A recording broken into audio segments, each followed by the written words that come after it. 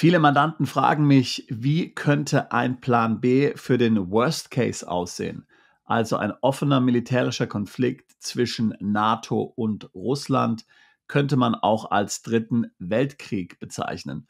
In diesem Video werde ich versuchen, ein paar Antworten darauf zu geben.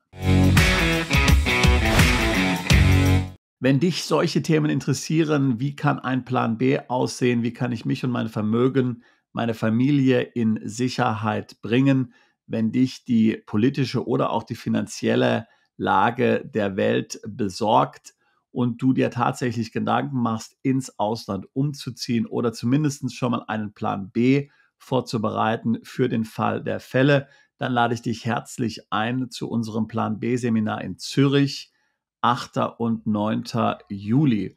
Dort sind viele Experten, die sich mit solchen Themen auskennen, also einen Wohnsitz im Ausland zu begründen, zum Beispiel eine zweite Staatsbürgerschaft anzunehmen, Firmen zu gründen, Vermögen ins Ausland zu transferieren, Konten, Depots, Edelmetalle, Krypto und so weiter und so fort. Ich versuche jetzt gerade auch noch hier mit meinem Team einen Militärexperten für den Event zu gewinnen. Wir wissen noch nicht, ob es klappt. Vielleicht irgendwie ein ehemaliger General oder sowas. Da laufen gerade ein paar Vorbereitungen. Wir werden es euch dann hier wissen lassen. Aber wenn das Themen sind, natürlich geht es vielfach um Steuer und Vermögen, finanzielle Planung, aber eben auch strategische, geopolitische Fragen. Wenn dich sowas interessiert, hier im Kommentar zu diesem Video ist ein Link zu der Website. Dort findest du alle weiteren Informationen. Ich würde mich freuen, dich dann in Zürich hier treffen zu können für ein paar spannende Tage. Zurzeit können wir beobachten, wie Menschen völlig unterschiedlich mit der aktuellen Situation umgehen. Manche machen gar nichts, sie gehen davon aus, dass schon alles gut wird. Andere sind vielleicht etwas besorgt, schauen sich die Nachrichten an, überlegen sich, was könnte die geopolitische Situation für sie konkret bedeuten. Andere wiederum haben schon sehr konkrete Vorstellungen, was sie machen können, wohin sie ins Ausland umziehen können mit ihrer Familie, um sich vor einem offenen Konflikt hier zwischen NATO und Russland in Sicherheit zu bringen. Ich will jetzt gar nicht hier sagen, dass Russland die Bösewichte sind, die dann hier zuerst einen Angriff planen auf die NATO oder durchführen auf ein NATO-Land. Ich halte Putin aber allerdings für den Bösewicht. Das hat man ja hier an der Ukraine gesehen. Aber auch wenn jetzt gar nicht hier die Intention tatsächlich besteht, die Dinge schaukeln sich ja ab einem gewissen Zeitpunkt einfach so hoch und man verliert die Kontrolle darüber. Also, auch wenn man sich heute vielleicht nicht vorstellen kann, dass Putin ein NATO-Land angreifen würde, wer weiß, was da noch alles passiert. Es sind ja auch immer viele Missverständnisse, Missinformationen und das eine führt dann zum anderen bei dieser Eskalierungspolitik. Dass es allerdings sehr konkrete Pläne gibt, was in einem solchen Ernstfall hier passieren könnte, das hat am 4. Juni 2024 der Daily Telegraph, eine große britische Zeitung, veröffentlicht. Ich zeige euch jetzt mal hier den Artikel. Hier gibt es also sehr konkrete Pläne auf Seiten der NATO, was passieren würde, wenn Russland die NATO angreift. Dieser Artikel spricht von sehr konkreten Plänen darüber, wie man US-Truppen hier relativ schnell an die Grenze, an die Front hier der NATO bringen könnte. Diese Transportwege hier sind eingezeichnet. Ziel wäre vielfach hier, das ist Nummer 1, hier, dass in Rotterdam die Truppen ankommen, dann durch Deutschland und Polen hier an die Front kommen. Andere Wege sind eben hier über Norwegen, aber auch Italien, Griechenland und dann über die Türkei. Alles hängt natürlich dann davon ab, welche Transportwege noch zur Verfügung stünden. Würde zum Beispiel der Hafen in Rotterdam zerstört werden durch russische Bomben, müsste man natürlich einen der anderen Wege hier verwenden. Soweit zu den Plänen. Also wie du sehen kannst, hier die NATO macht sich hier sehr konkrete Gedanken.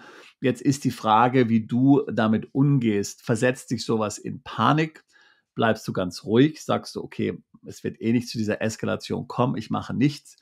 Fest steht natürlich, dass es auch vor dem Zweiten Weltkrieg sozusagen hier eine Ruhe vor dem Sturm gab. Mehrere Jahre lang, viele dachten, Hitler blöfft. Viele wollten nicht wahrhaben, dass hier tatsächlich eine militärische Eskalation anrollt.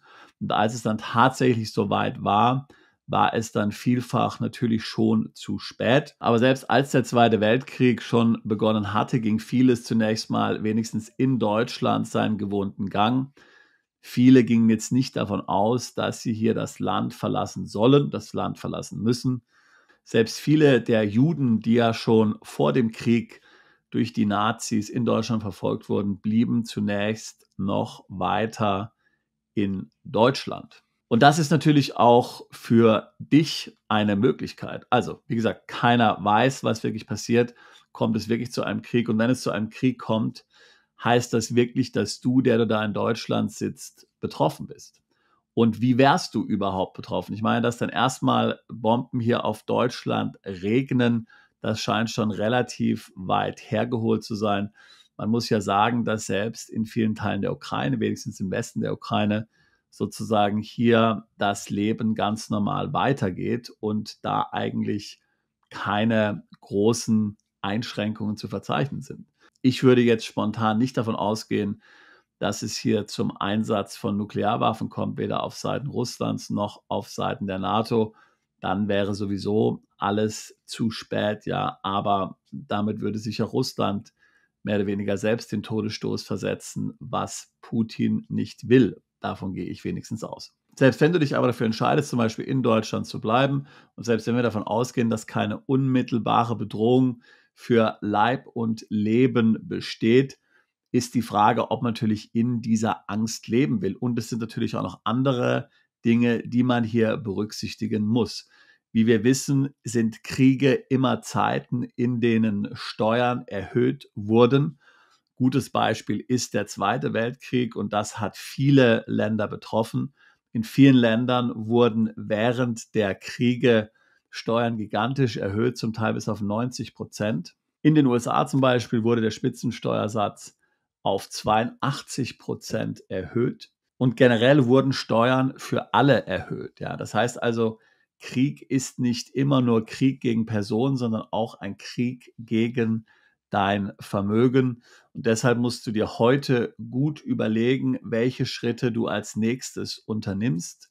Und deshalb musst du heute deine nächsten Schritte sehr gut planen, denn heute geht es darum, dich zu schützen, deine Familie zu schützen, aber natürlich auch dein Vermögen zu schützen, für welches du ja jetzt in Friedenszeiten in den letzten Jahren, möglicherweise Jahrzehnten sehr hart gearbeitet hast und was durch einen solchen Konflikt, völlig unabhängig, wer nun schuld ist, ob Putin oder die NATO, ganz dramatisch in Gefahr ist. Ja, also stell dir mal vor, man würde tatsächlich hier zu einer Kriegssituation kommen und würde die Wirtschaft auf eine Kriegswirtschaft umstellen, was dies für Kosten bedeuten würde und woher man dieses Geld dann nimmt.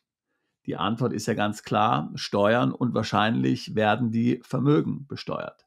Oder stell dir einfach mal nur vor, dass die Rüstungsausgaben auf 5% des Bundeshaushalts ansteigen.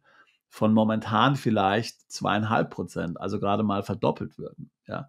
In den USA gibt es Stimmen, wo dies bereits gefordert wird. Ich spreche von Politikern, die hier ganz klar sagen, 5% soll hier der Beitrag sein, der letztlich wenigstens in der aktuellen Krisensituation an die NATO fließen soll. Und hier hat ja auch Trump vielfach gesagt, dass die USA nur Länder unterstützen werden, die hier ihren Beitrag entsprechend leisten. Was heißt das? Den Beitrag leisten heißt gemäß der NATO-Vereinbarung, dass die Länder 2% ihres Haushalts für Verteidigung ausgeben. Viele Länder tun das momentan nicht. Ob Trump das nun wirklich wahr machen würde, wenn er wiederum Präsident wird, wer weiß. Aber jetzt stell dir mal vor, jetzt werden anstatt 2% von manchen Stimmen schon 5% gefordert.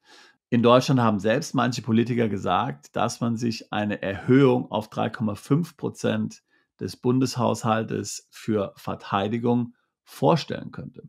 Das sind ganz enorme Zahlen und das ja hier auf dem Buckel sozusagen eines ausufernden Sozialstaates.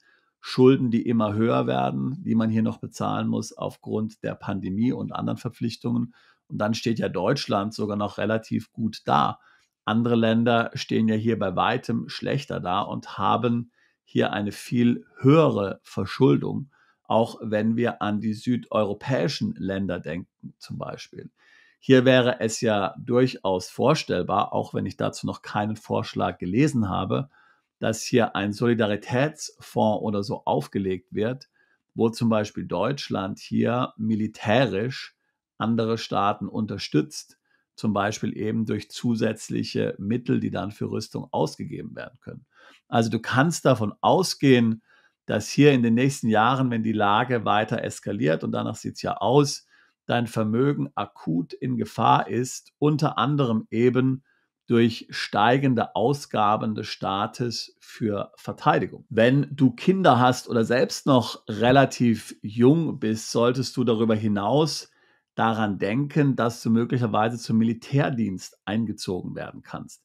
Das gilt jetzt zunächst mal natürlich nur für die Männer, wobei, wie gesagt, kann man Frauen wirklich davon ausschließen. Das ist ja schon relativ altmodisch und sexistisch, muss man sagen. Und wenn man sich die israelischen Streitkräfte anschaut, ist es ja dort schon lange so, dass auch für Frauen die Wehrpflicht gilt. Also, wenn du selbst Söhne hast, vielleicht auch Töchter, oder selbst noch relativ jung, fit und mobil bist, dann solltest du dir dessen bewusst sein, dass du hier möglicherweise zur Wehrpflicht herangezogen wirst. Schwer vorstellbar. Aber ehrlich gesagt war es auch für jene Russen und vor allen Dingen auch für die Ukrainer schwer vorstellbar, dass auf einmal in 2022 hier man zur Wehrpflicht gerufen wird. Das waren ja alles Softwareentwickler, Anwälte, Familienväter. Und jetzt auf einmal müssen sie einrücken. Wir müssen uns ja vorstellen, dass obwohl natürlich die Ukraine Osteuropa ist, es ein modernes Land war mit moderner Technik, moderner Infrastruktur und moderner westlicher Lebensweise, so wie wir das Leben auch vielfach leben. Und auf einmal hört das alles auf. Und das kann eben nun auch uns drohen. Vielleicht nicht so unmittelbar, vielleicht nicht sofort, aber auch du kannst hier als junger Mann, vielleicht auch als junge Frau, hier herausgerissen werden aus deinen Träumen, aus deinen Lebensplänen, aus deinem Studium und stehst dann auf einmal dort mit amerikanischen Soldaten an der Front. Das sind also alles Dinge, die du im Rahmen deines Plan B berücksichtigen musst. Wenn du dir dazu Gedanken machst und dir vorstellst, wie sich das Leben in den nächsten Jahren entwickeln könnte. Und hier musst du langfristig planen.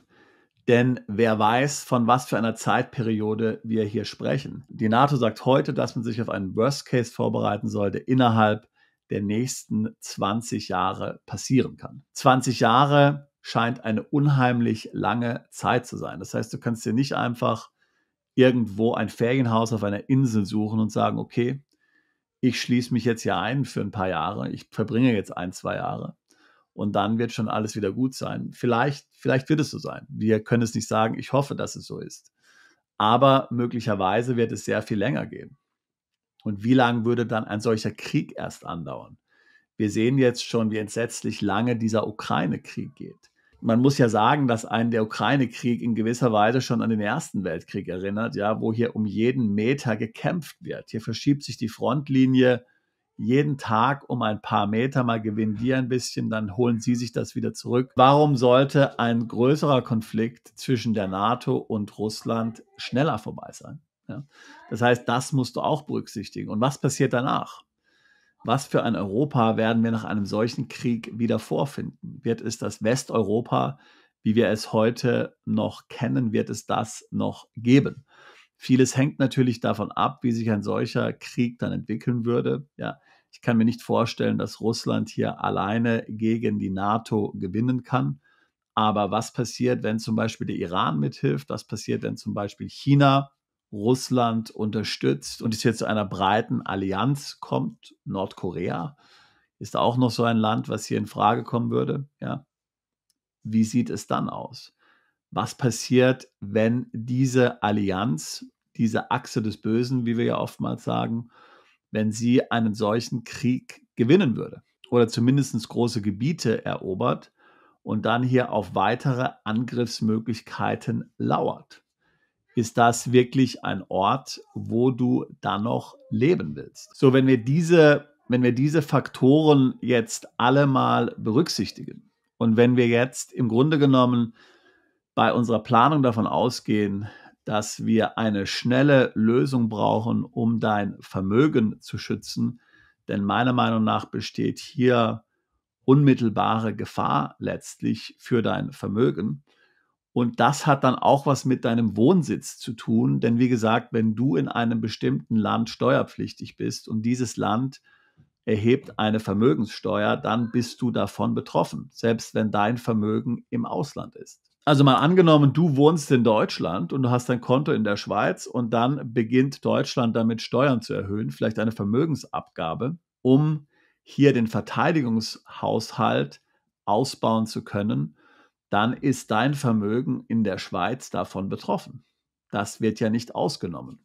Das können wir ja heute sehen in Staaten wie zum Beispiel Spanien, wo es eine Vermögensteuer gibt, oder auch in der Schweiz, gilt diese immer für das weltweite Vermögen. Dem kannst du dich nur entziehen, wenn du, wie in unserem Beispiel, nicht in Deutschland wohnst. Dennoch kann es natürlich Sinn machen, schon mal jetzt sofort dein Vermögen, soweit es geht, ins Ausland zu bringen und du ziehst dann einfach nach. Wenn Deutschland einmal ankündigt, dass man jetzt hier die Ausgaben für die Verteidigung auf 5% des Bundeshaushaltes erhöht und dafür eine Vermögensabgabe einplant, dann kannst du ja davon ausgehen, dass dann einen wahnsinnigen Ansturm geben wird.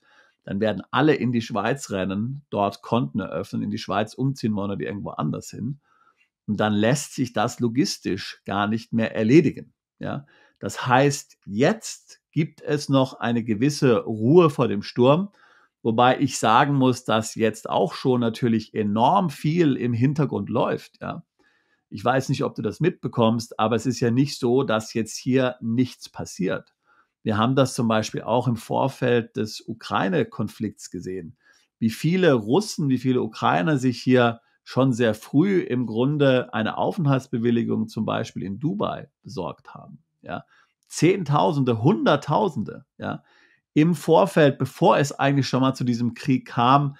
Denn als der Krieg dann da war, konnten die Männer ja die Ukraine nicht mehr verlassen und zum Teil Russland auch nicht mehr. Da war es dann schon zu spät. Ja?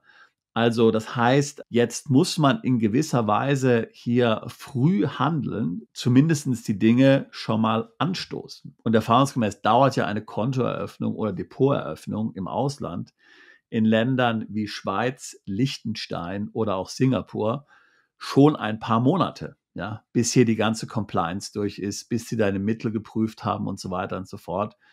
Das lässt sich hier nicht innerhalb von einer Woche erledigen. Das heißt, du musst jetzt wirklich anfangen. Du musst anfangen, dir jetzt konkret Gedanken zu machen, dann tatsächlich mit der Umsetzung zu beginnen. Dann brauchen ja all diese Banken zum Beispiel auch Minimaleinlagen. Ja, das heißt, bei vielen Banken musst du 100.000 aufwärts hier deponieren. Jetzt gehen wir mal davon aus, dass immer mehr Gelder an diese Banken hier übertragen werden. Immer mehr Vermögen, immer mehr Leute machen sich die gleichen Gedanken wie wir jetzt auch.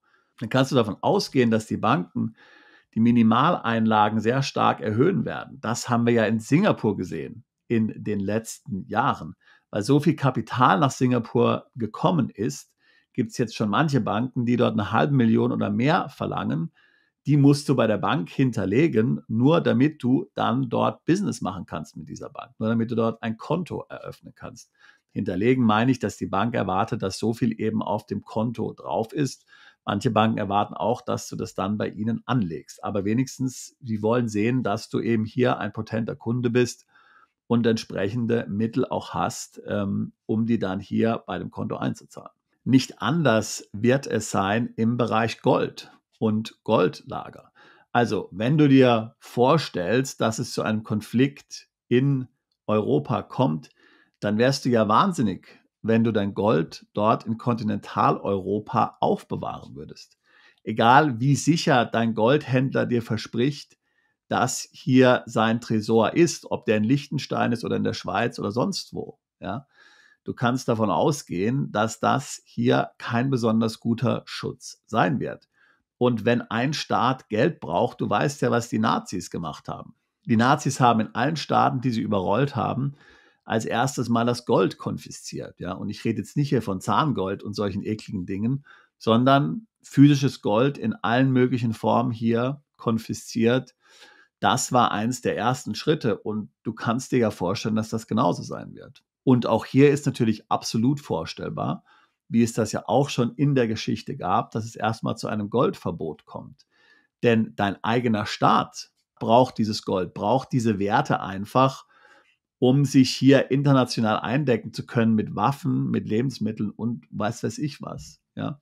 Es wird ja dann hier möglicherweise niemand mehr irgendeine billige Währung akzeptieren, die durch so viel Gelddruckerei praktisch wertlos geworden ist. Also nochmal, jetzt ist der Moment, diese Dinge vorzubereiten. Jetzt ist der Moment, mit der Planung, aber auch schon mit der Umsetzung tatsächlich zu beginnen. Das heißt, du musst dir möglicherweise jetzt ein paar ernsthafte Gedanken machen. Jetzt müssen möglicherweise Entscheidungen getroffen werden. Macht es jetzt wirklich Sinn, zum Beispiel diese 5. Immobilie in Deutschland zu kaufen? Macht das wirklich Sinn? Oder ist es besser zu sagen, okay, ich habe schon 4 Immobilien in Deutschland. Ehrlich gesagt, die 5. brauche ich jetzt nicht noch. Ich mache jetzt mal ein bisschen Diversifizierung. Ich kaufe mir jetzt meine Immobilie in einem anderen Land oder vielleicht kaufe ich mir auch gar keine Immobilie, sondern packe das Geld einfach mal auf ein Konto in Singapur und lege es in Singapur-Dollar an, eine Währung, die übrigens durch Gold, Silber, Edelmetalle und andere harte Assets zu 100% gedeckt ist. Ist es jetzt wirklich sinnvoll, dieses Vermögen in Assets zu investieren, wo praktisch die deutsche Regierung, wie sie es ja auch nach dem Zweiten Weltkrieg getan hat, dich enteignen kann durch eine Zwangshypothek, weil sie das Geld braucht, um einen Krieg zu finanzieren? Oder was die Russen dir dann kaputt schießen können? Willst du wirklich hier noch ein solches Klumpenrisiko jetzt eingehen? Oder ist jetzt nicht Zeit zu sagen, spätestens jetzt, vielleicht hast du ja schon lange damit angefangen, ist jetzt nicht Zeit zu sagen, okay, also ich meine, vielleicht sind dann deutsche Immobilien doch nicht das einzig Wahre, vielleicht gibt es auch andere Dinge, in die man investieren könnte. Also, das heißt, du musst dir jetzt die finanzielle Infrastruktur aufbauen, damit du dich dann langfristig absichern kannst. Wie gesagt, ich spreche von 20 Jahren, möglicherweise 25 Jahren. Hier musst du versuchen, etwas zu schaffen, wo dein Vermögen sicher ist vor dem Zugriff von Regierungen. Kleine Länder wie Singapur sind meiner Meinung nach immer am besten für solche Maßnahmen geeignet, denn kleine Länder kennen oftmals nicht diesen Machtmissbrauch, den wir ja in vielen großen Ländern kennen und leidvoll erleben mussten. Daher Singapur, Schweiz, das sind alles interessante Länder. Schweiz und Liechtenstein muss ich allerdings natürlich sagen, dass hier meine Sorge bestünde, dass sie einfach zu zentral in Europa sind. Wer weiß, was da alles passieren kann. Sie sind auch zu sehr hier eingebunden in das europäische System. Hier würde ich sicherlich nicht mein gesamtes Vermögen deponieren. Einen Teil sicherlich besser als in den EU-Ländern, aber hier ist eben auch saubere Planung und Weitsicht geboten. Das ist der erste Schritt. Ja. Also fang an, eine Infrastruktur aufzubauen für dein Vermögen. Bargeld, fang an, Depots im Ausland zu eröffnen. Auch hier Singapur ziemlich gut. Oder auch andere Broker wie Interactive Brokers sicherlich nicht schlecht. Das sind alles Möglichkeiten. Auch in der Schweiz gibt es Broker. Bei Aktien bzw. Wertpapieren ist ja die Lage nochmal anders als jetzt bei Banken. Edelmetalle das Gleiche. Auch hier Singapur ziemlich gut. Singapur ist einer der größten Ölumschlagplätze der Welt, einer der größten, wenn nicht der größte in Asien. Du kannst fast sicher sein, dass dort keine Bomben drauf fallen, denn auf das Öl, das dort umgeschlagen wird, sind sehr viele, wenn nicht alle Staaten in der Gegend hiervon abhängig, inklusive China. Krypto ist eine andere Sache. Wie ist deine Prognose für Krypto? Ab demnächst wird Krypto komplett reguliert werden. Die EU hat es ja schon angekündigt. Es wird ein ähnliches System geben wie den OECD CRS, mit dem ja Kontoinformationen ausgetauscht werden. Das wird es auch für Krypto geben. Was passiert dann mit Krypto? Da wird dann alles nachverfolgt werden können. Ist das noch eine gute, sichere Geldanlage, wo du dich abschirmen kannst? Oder muss man eher sagen, dass man hier nur höchstens einen Teil seines Vermögens parkt, aber sich nicht darauf verlässt, dass man morgen unbedingt noch die Kryptos in Fiat umtauschen kann? Da können doch im Grunde genommen die Staaten sehr einfach den Hahn zudrehen, wie sie es ja auch bei Währungen zum Teil schon gemacht haben in den USA. Bitcoin funktioniert, aber viele andere Währungen wurden ja zum Teil verboten und konnten dann von einem Tag auf den anderen nicht mehr getauscht werden. Als nächstes solltest du dir dann überlegen, wo du letztlich mit deiner Familie leben könntest. Vielleicht gibt es mehr als einen Ort im Ausland. Vielleicht würde es Sinn machen, mehrere Immobilien zu kaufen. Anstatt dass du 5 Immobilien hast in Deutschland, macht es vielleicht Sinn, 4 zu verkaufen und mit dem Geld 4 andere Immobilien weltweit verteilt zu kaufen. Vielleicht Asien, Südamerika, das sind so Regionen, die relativ weit weg sind von einem möglichen Konflikt in Europa. Da wird man vielleicht in Sicherheit leben können. Viele Mandanten von uns haben dort in Dubai eine Immobilie gekauft und haben darüber dann die dauerhafte Aufenthaltsgenehmigung erhalten. Kein schlechter Standort für einen Plan B. Dubai hat sich ganz klar bewährt als Plan B-Standort. Ich hatte es vorhin schon gesagt, Hunderttausende von Russen und Ukrainern sind dort in den letzten Jahren hin umgezogen. Sicherlich nicht reibungslos alles. Das war sicherlich einer der Hauptgründe, warum die Vereinigten Arabischen Emirate auf der grauen Liste der Financial Action Task Force gelandet sind, was dann zu allerhand Problemen geführt hat. Eben diese Vermögen in Russland, meine ich, waren hier der Auslöser, den letztlich diese Russen, die dort emigrierten, zum Teil eben hatten. Vielleicht auch nur ein kleiner Anteil der Russen dort, aber eben, das hat viele nervös gemacht. Aber dennoch, Dubai hat sich hier fantastisch bewährt. Also sicherlich ein attraktiver Standort. Dann Südostasien, Malaysia, Thailand, interessante Länder. Ja, Malaysia hat große Metropolen, Kuala Lumpur zum Beispiel. Thailand ein wunderschönes Land. Dann gibt es auch etliche Länder natürlich in Lateinamerika, die interessant sind. Mexiko, ein sehr interessantes Land. Und dann natürlich auch in Südamerika gibt es sicherlich viele Länder, die hier für ein solches Vorhaben sich eignen würden. An Kolumbien muss ich konkret denken. Wir haben dort einige Mandanten, die dort Immobilien kaufen möchten. Wie gesagt, in vielen dieser Länder kann man dann über den Immobilienkauf auch gleichzeitig die Aufenthaltsgenehmigung beantragen. Auch das ist etwas, was ich jetzt angehen würde.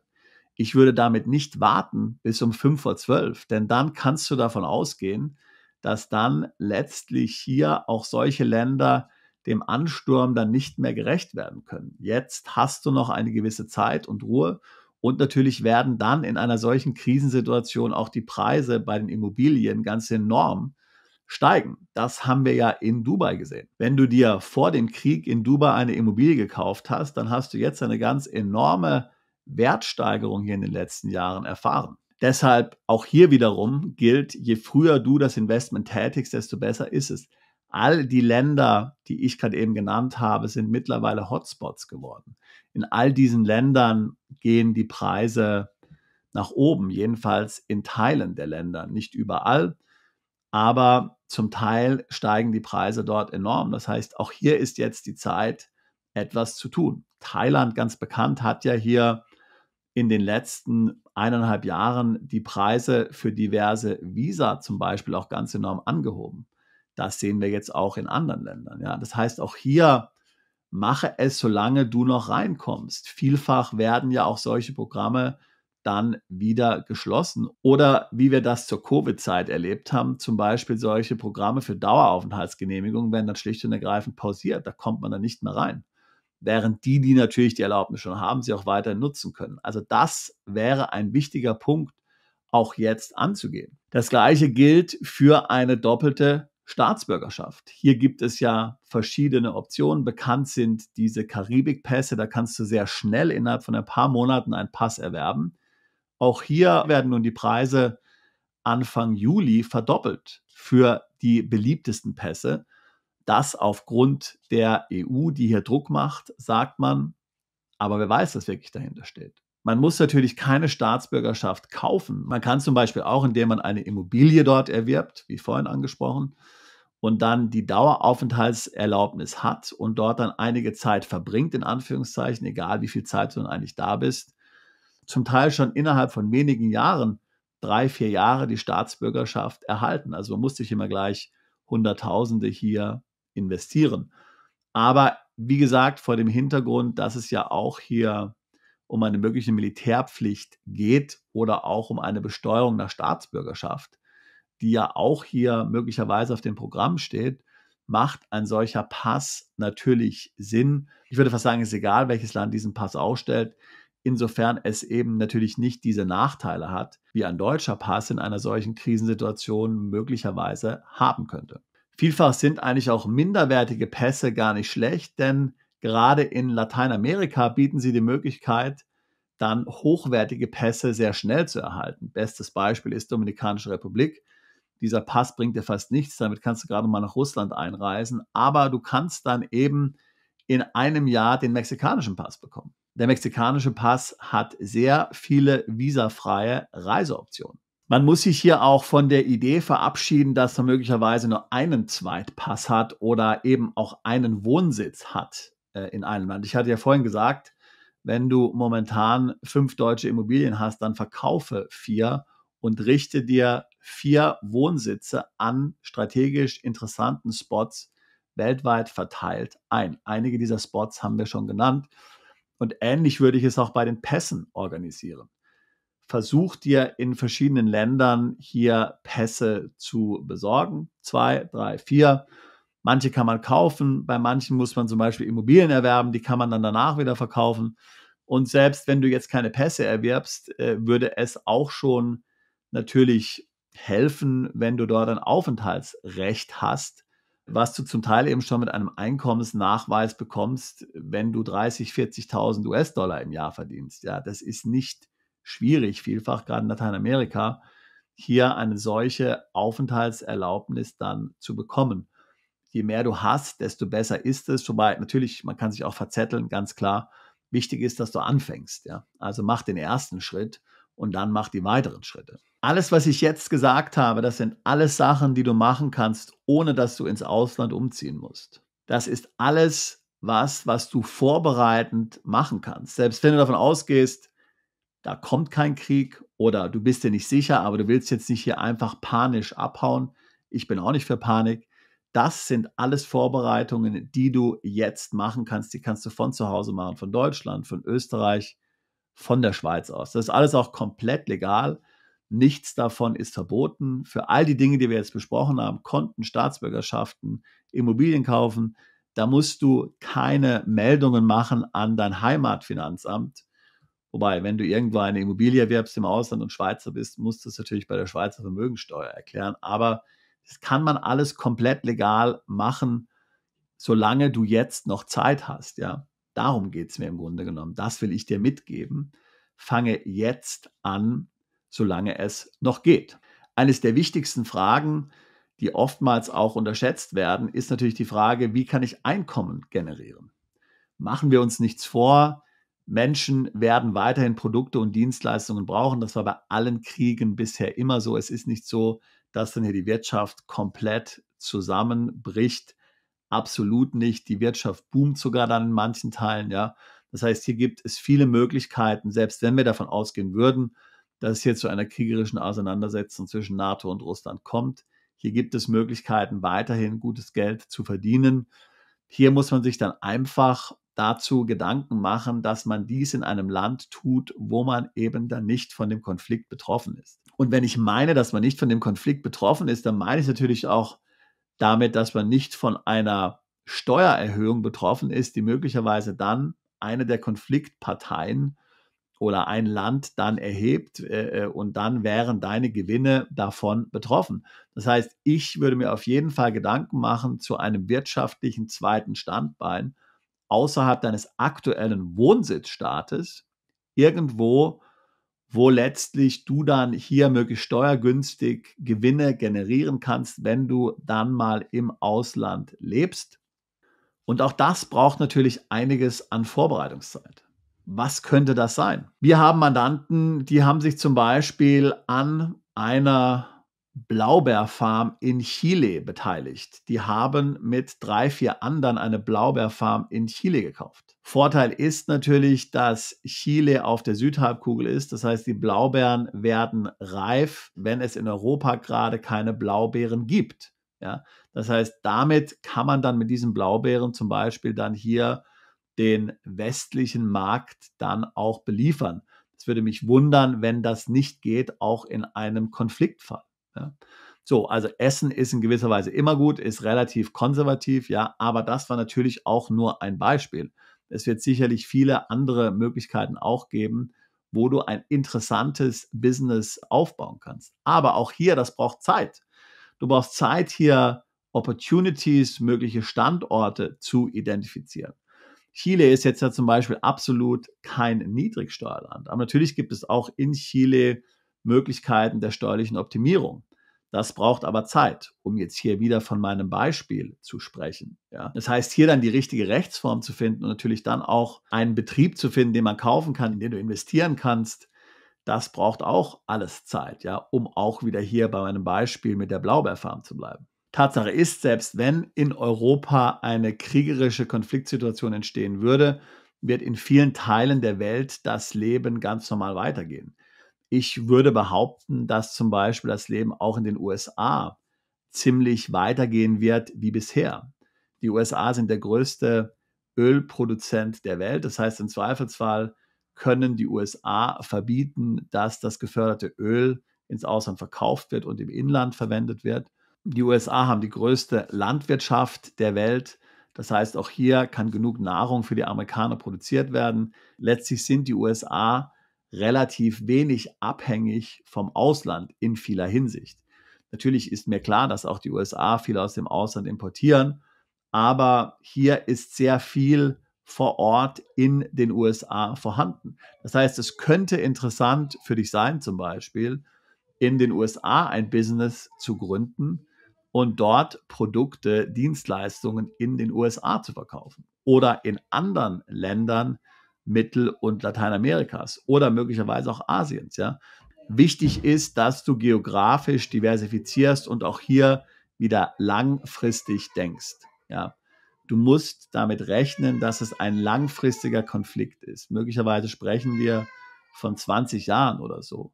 So, und wo gibt es Märkte, wo gibt es Opportunities, wo du investieren kannst, wo du langfristig hier Einkommen generieren kannst für dich und deine Familie. So, ich glaube, nun ist dieses Video sehr viel länger geworden, als ich eigentlich geplant hätte, aber es ist ein wichtiges Thema, wie gesagt, sich dazu Gedanken zu machen, was ist der Worst Case, wie bin ich dagegen abgesichert, was muss ich tun, dass ich mich absichern kann. Nochmal ein dringender Appell, jetzt ist die Zeit, wo du noch was tun kannst. Die nächsten Monate, die nächsten Jahre können wir davon ausgehen, dass es hoffentlich noch relativ friedlich sein wird. Wer weiß, es ist tatsächlich schwierig abzuschätzen.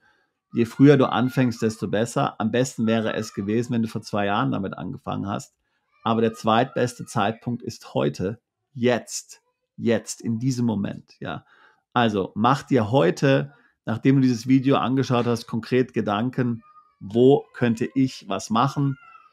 Wo habe ich Mittel, wo habe ich Vermögen, wo könnte ich dieses anlegen, wohin könnte ich dieses Vermögen hier verschieben, um es in Sicherheit zu bringen, was muss ich vielleicht hier noch rechtlich, steuerlich abklären, dass du aber jetzt in aller Ruhe, das heißt auch mit Konzentration, eine solche Strategie entwickelst. Panik macht nie Sinn.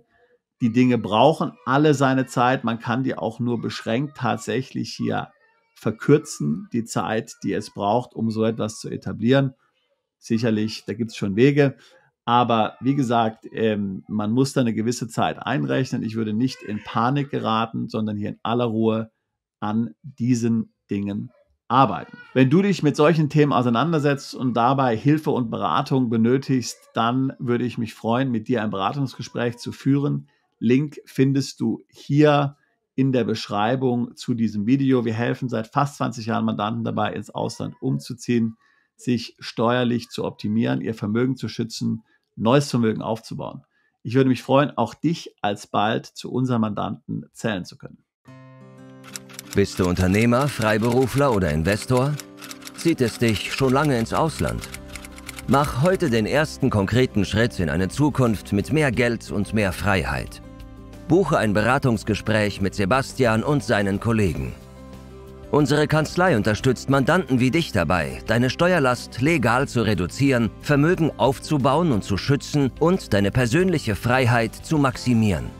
Profitiere jetzt von unserem Fachwissen und unserem Netzwerk. Gehe zu mandatierung.com und werde Mandant unserer Kanzlei.